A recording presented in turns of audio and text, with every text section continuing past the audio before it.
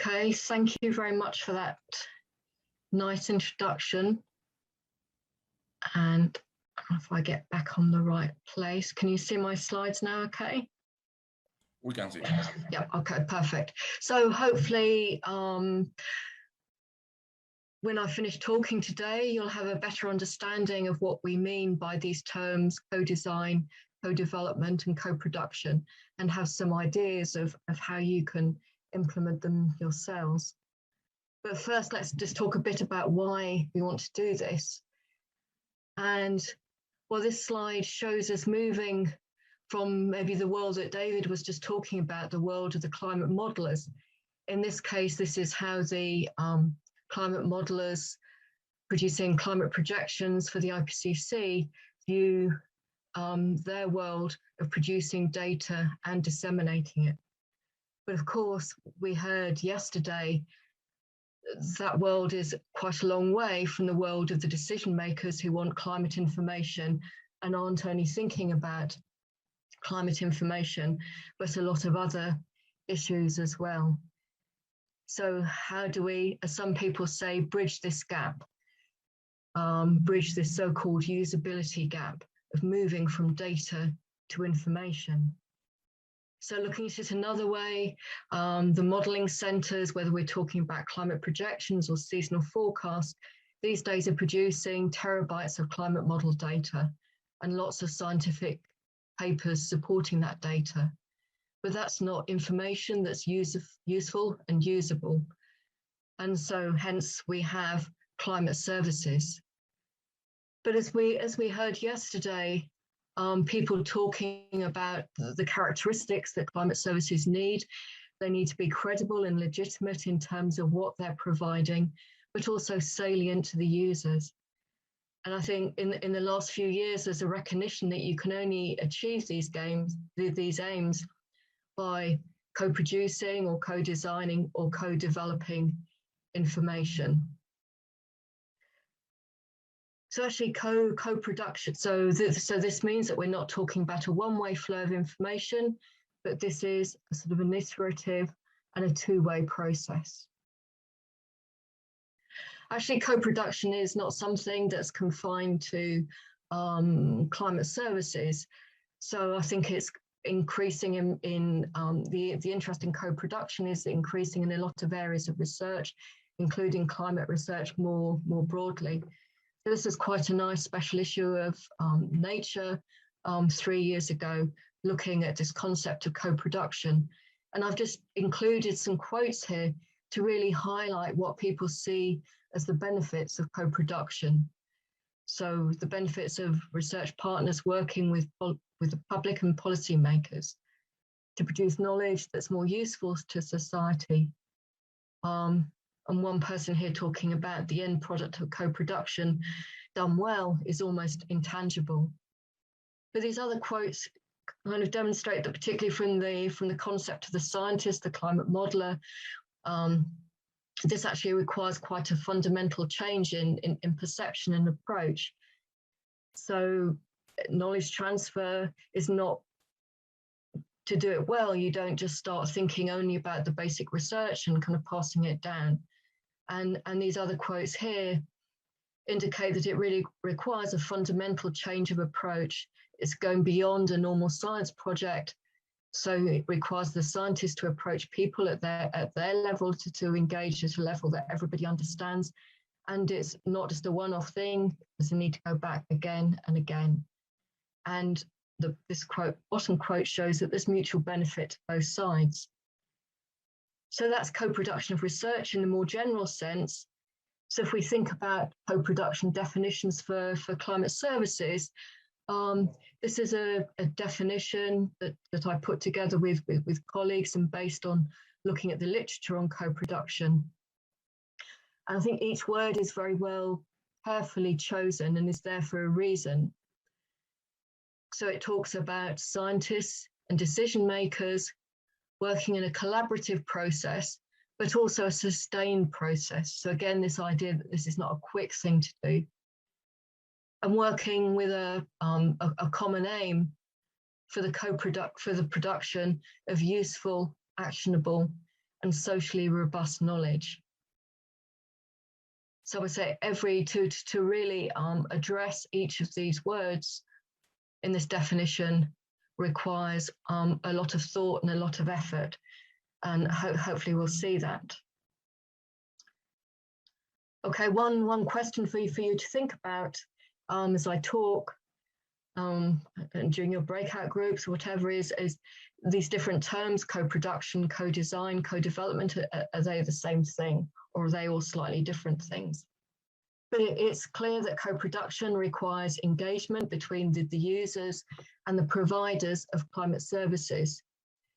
So this schematic from a paper by Chris Hewitt and colleagues shows schematically 3 broad categories of engagement, going from information provision through increasing levels of engagement through to active engagement, with the idea here of asking what are the user's needs.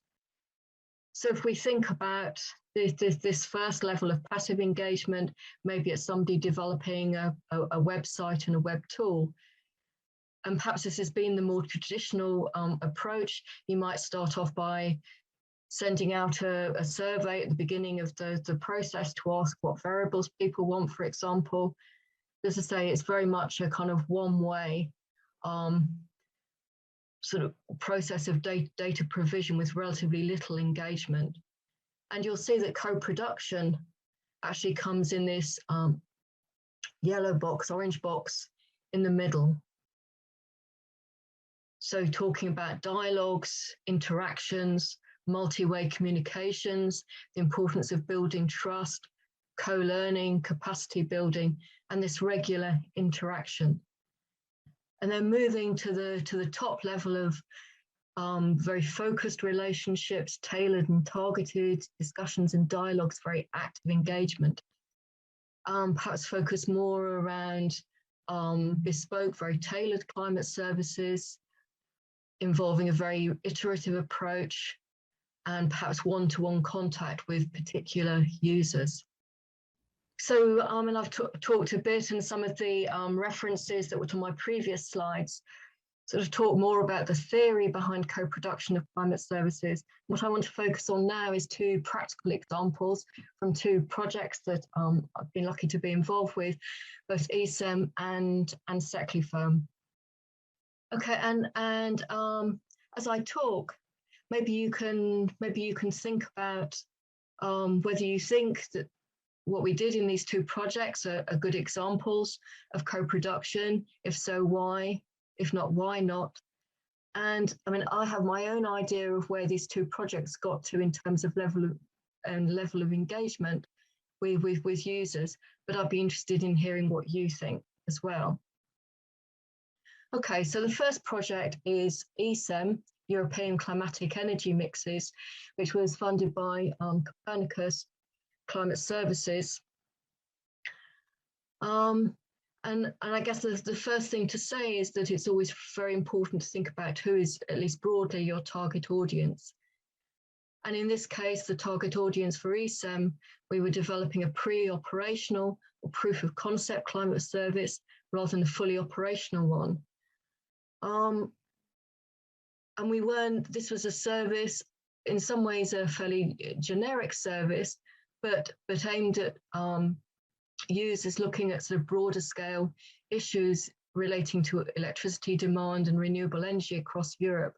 So people interested in understanding better the demand supply balance and sensitivity to climate drivers. So thinking about large scale patterns across Europe. So targeted at these kinds of problems and issues rather than somebody developing a single wind farm, for example. And there were 3 components to what we eventually produced in ESEM: an online demonstrator, an online visualization data download tool, the embedded energy and climate data, and also our know-how. And here are listed the main categories of users that we were aimed at. So the transmission and distribution system operators, energy companies, and a group that actually turned out to be more important than we maybe thought at the beginning of the project, commercial climate and services providers for the energy sector. Now this graphic shows the process of interactive engagement with our stakeholders during the course of the project, and very much focusing on development of this demonstrator tool. So the main mechanism of engagement was a series of stakeholder workshops and symposium, and you can see here the different dates through 2016-17 at which we held these workshops, and they were very much related to different stages of development of the demonstrator. So actually, we didn't want to impose too much our ideas on users, so we didn't go with a sort of first mock-up of the demonstrator, but only our very first vision, broad vision of what we might be able to provide, and then gradually worked through with the stakeholders in these workshops, going down to more details of what people wanted, the sort of menu choices they wanted to see, getting a better idea of what sort of visualizations they wanted. And as we kind of moved through the process, we had something that was kind of more workable. So we were able to do some on-hand sessions and testing in the workshops, updating all the time, going back, iterating, updating, improving, with a final version ready for pre-operational use. And at that point, we implemented some feedback forms and surveys and polls. So that was sort of the process of engagement.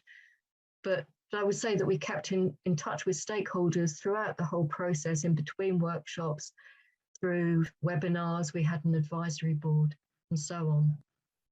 Actually, during ESEM itself, we didn't really talk about co-production, but after the end of the project, we undertook a self-reflective exercise, thinking about, well, what does co-production mean? How far did we succeed in achieving co-production, co-design, and thinking a bit about the journey of both the providers and the stakeholders during the ESEM project. This is all written up in a paper in Climate Services, and this figure from that paper attempts to summarize quite a lot of how we started off with the ESEM partners and our stakeholders working in partnership, and what we eventually achieved in terms of enhanced collaboration engagement, much better tailoring of data.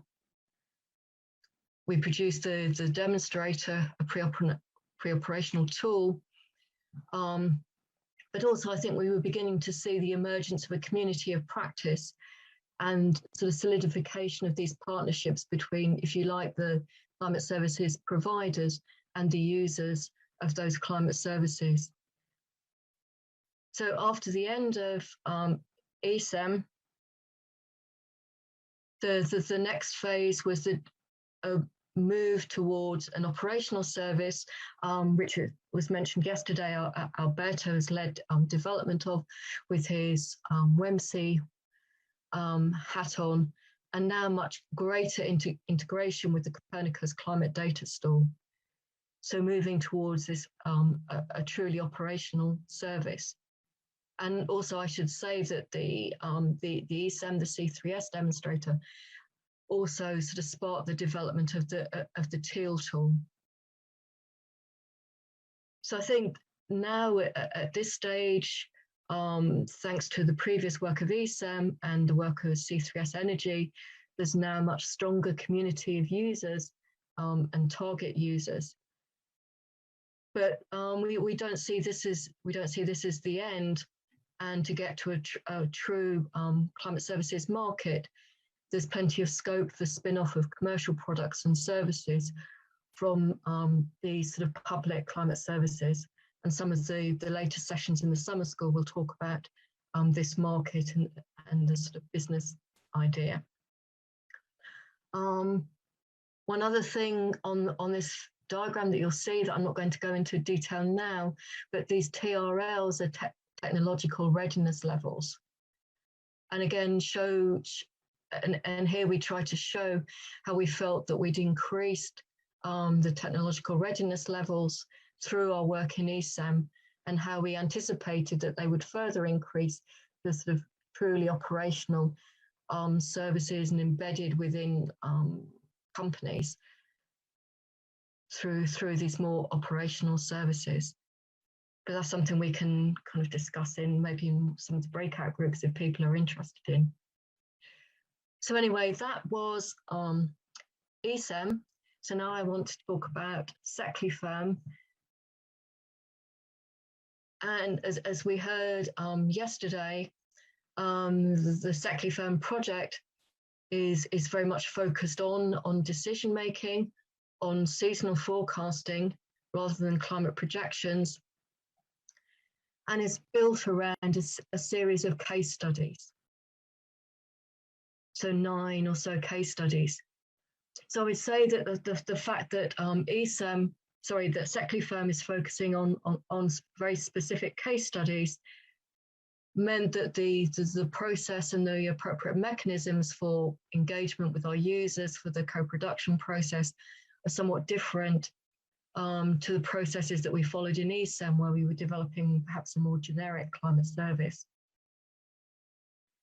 So these are the 9 SECLI-FIRM case studies. And the important thing to stress here is that these were co-designed by industrial and research partners who are shown on this figure. And we already heard on Tuesday from some of the industrial partners. We heard from Enel, we heard from Thames Water, and some others, and you'll hear more from them later in the summer school. So the way in which most of the interaction and engagement has happened during SECLI-FIRM is within each of these projects. So with the research partners, so for example, the Dutch Meteorological Institute, Dutch Weather Service, talking with TenneT as the industrial partner on a very regular basis with regular teleconferences and so on. And although the industrial partners did participate in some of our workshops, those weren't so much of a focus for the co-design, for the co-production, as they were compared with ESAM, say. So this is an example of the journey of one of our industrial partners through SECLI-FIRM. Actually, Antonio talked a bit about this on Tuesday, but here is a sort of somewhat different framing of the process and the journey that they went through. Beginning of the project, and now similar to, I think, many energy companies, we're very aware of their sensitivity of their business activities to climate variability, but not so much knowledge of how to address these problems, how to use climate information. I mean, a number of companies were using sort of climatology, so average climatological values, but certainly weren't using seasonal forecasts and really only had perhaps a rather vague idea of what seasonal forecasts were, of what the reanalysis data is, and so on. But Enel, throughout SECLI-FIRM, has been really highly engaged with what we call the scientific partners, so the experts on seasonal climate forecasting. So this just shows what this means in terms of the project structure. That doesn't really matter. The important thing is there was this really strong flow of information exchange between the scientific partners and the stakeholders. And that was really of mutual benefit to both, not only to Enel, who learned a lot more about seasonal forecasting, but the scientific partners learned a lot more about what the industrial partners needed and how to best tailor that information for them. And you'll hear more about this, I think, in the next week. So certainly from the perspective of Enel, who, I mean, Antonio talked about the effort, the large team they had involved in the project. It was a major investment of time and resources of people from NL, but they really moved a kind of long way to understanding and seeing the value of using seasonal forecasts within their company. So that was the journey of one partner, one industrial partner within SECLI-FIRM. Now I'd just like to talk a little bit about a process that actually involved, well, eventually it involved all our industrial partners. And this was a process that began actually during one of the workshops in Milan. You can see some photos from that workshop. And we were thinking about, to really understand the user needs, that we needed to understand the user decisions. And so we had this idea of, could we develop decision trees showing how the industrial partners make their decisions and where climate information could be embedded within those decision trees. And somewhat bravely, I guess, we tried to do this for our 2 North Sea case studies. So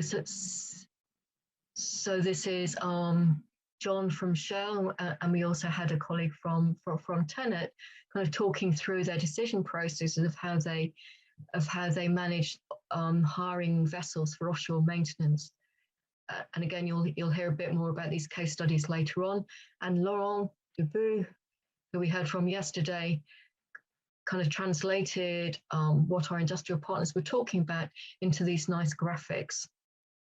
And actually, eventually, it was decided that these decision trees weren't useful only for those 2 case studies, but that it would be useful to have decision trees for all our case studies to really help as a tool for visualization of the key decisions, focusing on the climate-driven ones, to see to identify the points and the nodes within the decision trees where the climate information and forecast could be embedded, but also importantly to see where the value of adopting and using this information could be assessed, and particularly to think about whether or not probabilistic information could be embedded within the process.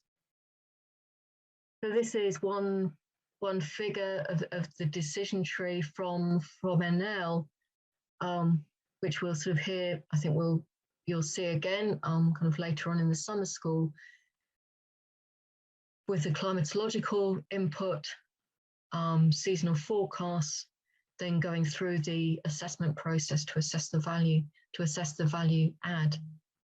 But I think what I kind of like to stress is, well, decision tools were a tool, but perhaps in many ways the greatest use of them was in provoking useful conversations and somehow focusing the conversations between the industrial and the research partners, or if you like, between the users and the providers of climate services. So this kind of schematic was produced to show one of the SECLI-FIRM work packages, providing the overall framework for the project. And asking these 2 questions: what does industry need from climate data, and how seasonal forecasts can be embedded in risk management decisions. But I think the thing that we all really learned, the main message, is that you can't separate the needs from the decisions. These 2 things have to be intertwined and kind of discussed jointly. The other thing we found is that as the industrial partners learned more about seasonal forecasts and as the research partners learned more about the kind of decision making, that the needs evolve and develop. So when we did start off with initial lists of needs, but I would say 3 years later, most of those lists really look quite different. So again, this highlights that co-production is not a one-way or a linear, or indeed a quick or a fast process. This diagram, well, this figure is is just to kind of illustrate perhaps the intensity of true co-design. And this comes from the co-design of a trial climate service for case study 7, which is the Shell offshore case study, which again we'll hear more about next week. But this just shows the timeline of interaction just during a 7-month period of the later stages of development of the trial climate service and getting more into almost a kind of live service during a particular period. And I'm showing it not just so that you can read kind of every single word on there, but that you can see that it involved, well, regular teleconferences between everybody involved, so the Met Office, Shell, the Dutch Weather Service, and also UEA. And on this bottom line, you can see kind of new bits of information, different ways of presenting information going in based on discussion with Shell. At this point in September 2020, the trial service was being delivered to Shell twice weekly. And after that, there were weekly meetings between the Met Ocean engineer at Shell, who was using the trial service, and the Met Office to review it, to improve information. So, for example, based on these discussions, a written briefing was produced by an operational meteorologist from the Met Office to support the visual information that was being provided, and more detailed analysis. So again, this is really just to kind of illustrate the commitment that's needed from both sides, I would say, to truly do co-design or co-development. Okay, now what I want to do is, well, we've talked about co-design, co-production, co-development, what Alberto called co, which I quite like, but actually maybe it should be co. Because I think it's also good to think about not only evaluation of climate services, but co-evaluation of climate services. But when we think about evaluation, we have to be quite careful in terms of thinking about what are we actually evaluating. So we can evaluate the outputs and the outcomes. So the outputs would be our products, the forecast, the data that's being produced, the kind of briefing documents and so on, and the outcomes, how it affects the users. And I would say that it's kind of here that SECLI-FIRM activities on evaluation have primarily focused. So looking at the quality of our forecasts, but also thinking about their economic and their practical value. And we've looked at the economic and practical value, this is shown sort of schematically here, about by thinking about what our users were doing at the start of SECLI-FIRM, perhaps using climatology, so long-term averages, and making the decisions off the back of those, and how has their decision-making kind of changed, how have the outcomes of the decision changed by using seasonal forecasts. And in some cases, as you'll hear next week, we've actually been able to put an economic value or an economic estimate on this value. In other cases, it's perhaps a more qualitative assessment of the practical value. But there are other aspects of the climate services that can be evaluated, particularly if we're thinking about co-production. But here, I think it's particularly important to bring in other experts, to bring in other people into the mix. So more important than ever to bring in social scientists, experts in decision-making, for example, to really evaluate the actual process of co-production and the quality and the effectiveness of stakeholder engagement. But what I want to do now is to come back to kind of this point in thinking about how we evaluate the outputs and outcomes in terms of quality and all of their their value add.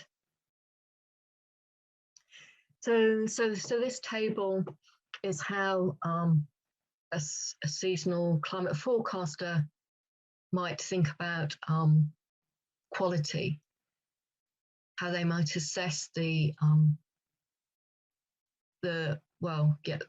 say the quality of their forecast. And I think one thing that I've kind of learned from talking to seasonal forecasters, I just used to talk generally about skill and reliability of forecasts. But actually the seasonal forecasting modelling community use these terms in very precise ways. And as you'll see from this table, they have a number of quite complex metrics that they use to evaluate these different characteristics or aspects of performance. So I think somebody mentioned, yeah, this is a thing about language that was mentioned on Tuesday, that different people mean different things by skill. But I guess one thing to say about these metrics is that they're certainly very useful. They tell you they tell a lot to the forecast developer, but actually they can be quite hard for the user to understand. So, for example, in one of the SECLI-FIRM case studies, I think the offshore one with Tenet, the actual metric values kind of run from, well, infinity for a poor forecast to 1 for the best forecast. These kind of numbers are maybe somewhat meaningless for users. So they've been translated, KNMI translated these numbers into these more qualitative descriptions of reasonable skill, worse than climatology, very good skill. And in fact, in the visualization, I've converted these to a color scale as well to make them more the information more accessible to the end user.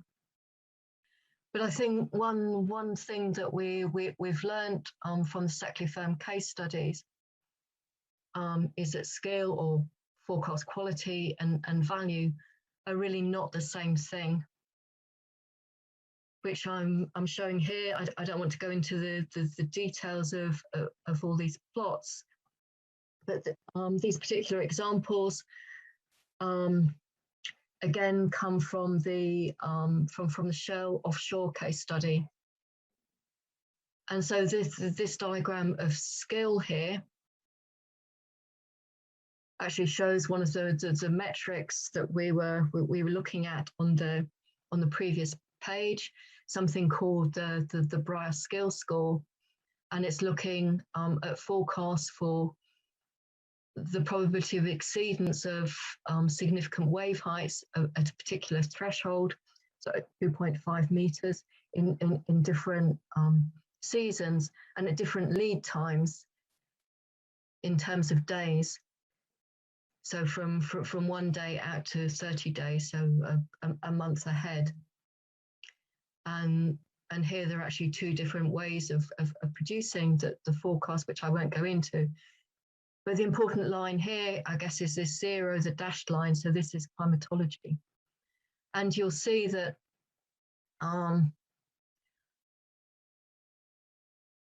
that the value of the skill of the forecast really drops off quite rapidly. So certainly by about 10 days ahead, the forecasts are really doing no better than climatology. So suggesting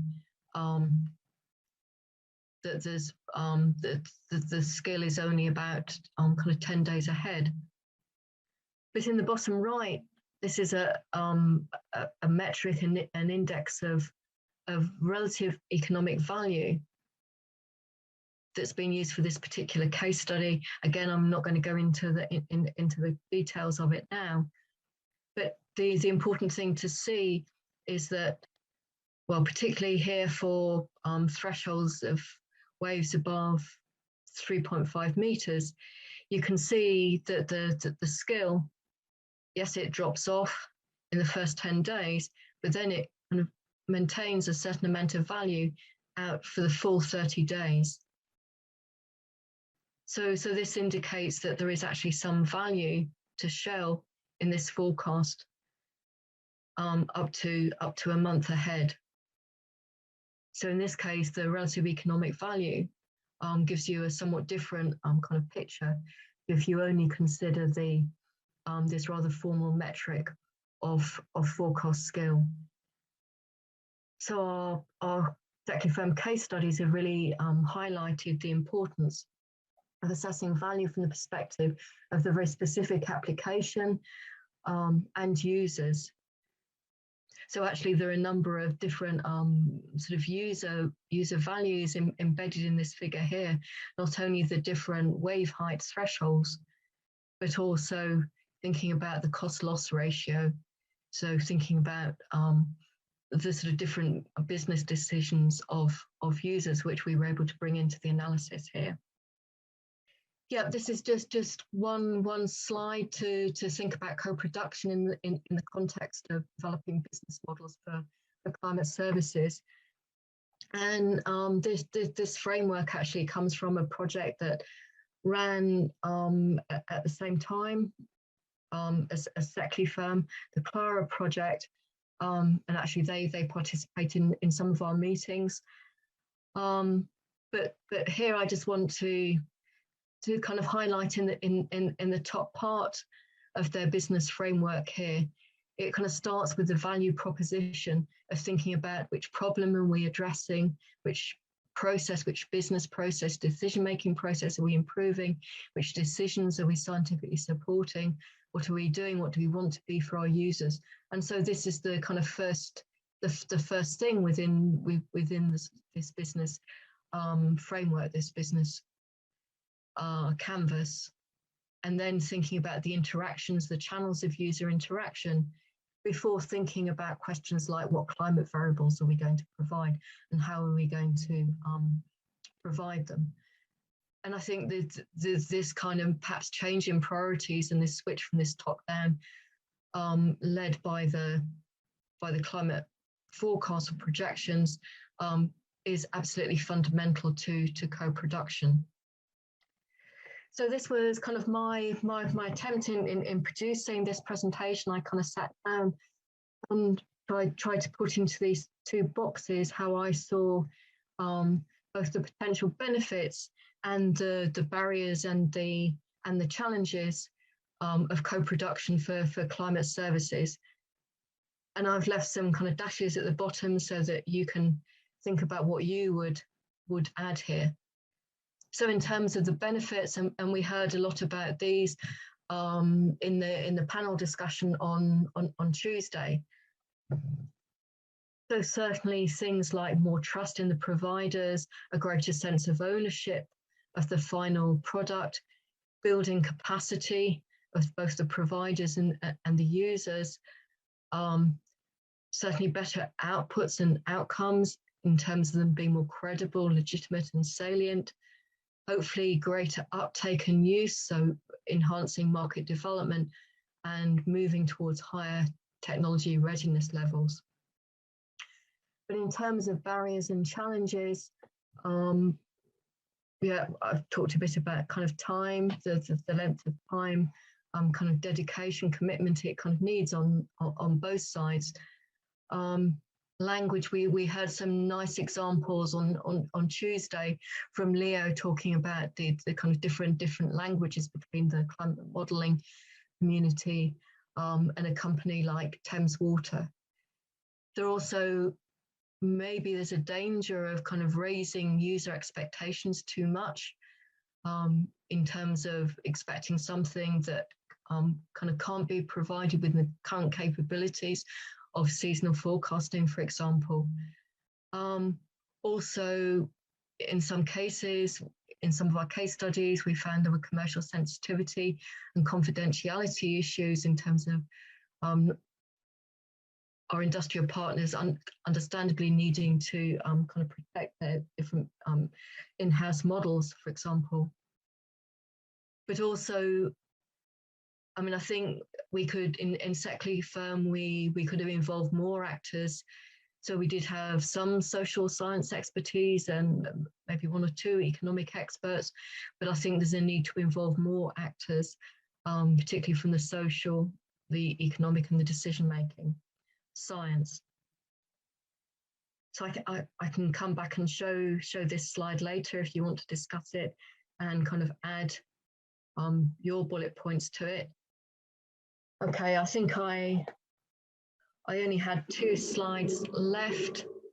One was to come back to those questions, so to those 3 tiers of engagement that I showed you at the start of the project, at the start of my presentation, and to ask your views about whether you think that ESEM and SECLI-FIRM are good examples of co-production,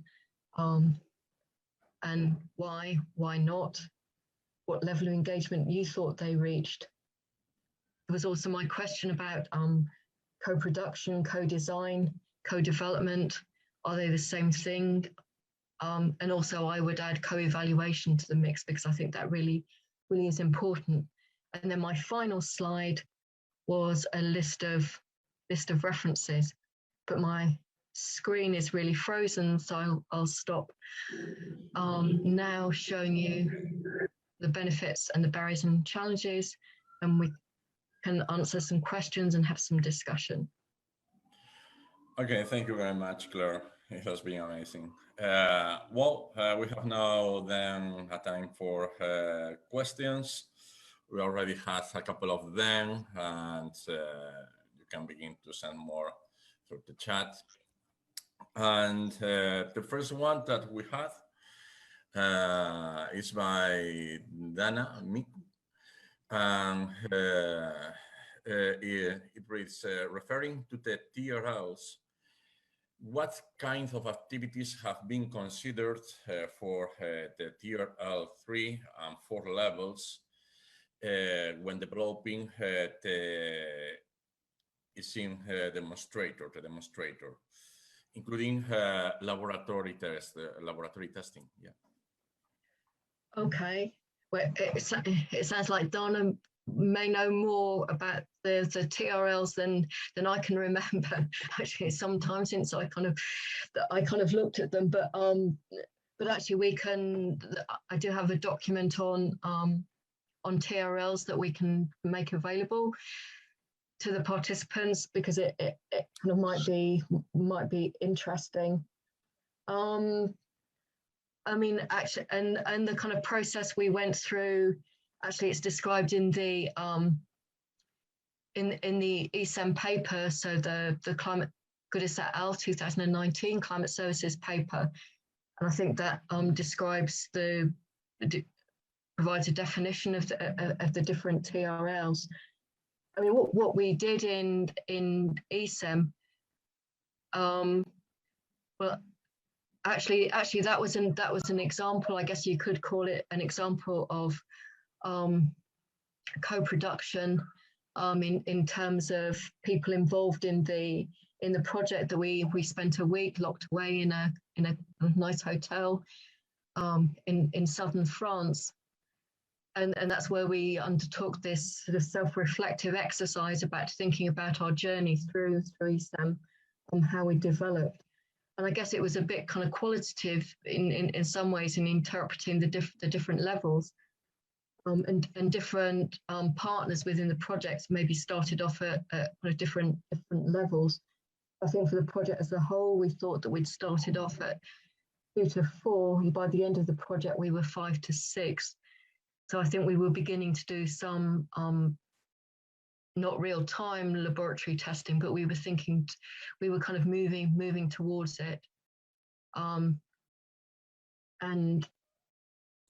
I mean, perhaps this is something that the business market group can maybe kind of discuss a bit more, whether or not this concept is useful.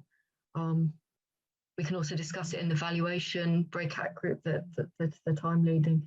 But I think the important thing is that we felt that we had kind of made progress. But I would say the other thing is that even the operational C3S climate services haven't reached, from our understanding, the ultimate sort of TRL level. And it's only by having maybe some of these kind of spin-off, perhaps sort of private climate services developed for a smaller number of users that you're reaching the ultimate level that you're truly getting beyond the lab to industry when you get to TRL 9. But yeah, have a look at the paper, our climate services paper. Okay, thank you very much. The next one is by Lina Ababne, and it reads, how much of the United Nations stakeholders engagement protocols, for example, those for biodiversity finances and multidimensional poverty index, are incorporated into climate services? Okay, I mean, I suspect that that's a question that Roberta Boscolo would probably answer better than me. But I mean, I would say, I mean, it very much depends on the particular climate service that you're sort of developing. So so in both ESEM and SECLI-FIRM, we were focused on the energy sector. So as I indicated at the start of ESEM, we had a clear idea of who, or at least our broad target audience was, and in SECLI-FIRM, because we had these industrial research partnerships, we had our case studies identified. So these issues weren't these types of kind of stakeholders weren't particularly people we were targeting. But certainly, if you think about the global framework for climate services, I mean, as Roberta indicated, their first 5 priority areas included agriculture and food security, the disaster risk reduction community, and I'm sure that these kinds of communities and these kinds of considerations are being thought about in terms of development of climate services for these sectors. Similarly, I mean, the Copernicus now has a number of different sectoral climate services, not only the energy one. I can't remember all the services that are available, but I'm sure that some of these different aspects will be considered in the kind of co-production that's being used for these different climate services. But I think the question very much highlights the need to think who are the relevant stakeholders for the type of climate services that you're talking about, and they might be the kind of organisations that, as a provider, you're not conventionally used to thinking about or dealing with. And clearly thinking about this question about kind of language in the dialogues, these different kind of communities are going to have very different sort of languages and understanding of different terms, the climate modelling community. Okay, we have a couple of questions more. One is if I think that is if you know about co-production activities over Africa, West Africa, maybe. Well, for sure, there's the Focus Africa project that was mentioned on Tuesday. I think a number of people involved in the summer school. Alberta, Roberta. Yeah. Okay. Thank you, Victor. Yep. Have a look at that. At that project. And also, I think one of the references from my list, the Taylor. Okay, yeah, there's Taylor et al. 2017. Okay, well, actually, that's from a different project, a project called Fractal. But that was a really interesting project led by University of Cape Town, that has some really interesting definitions of co-production, co-exploration.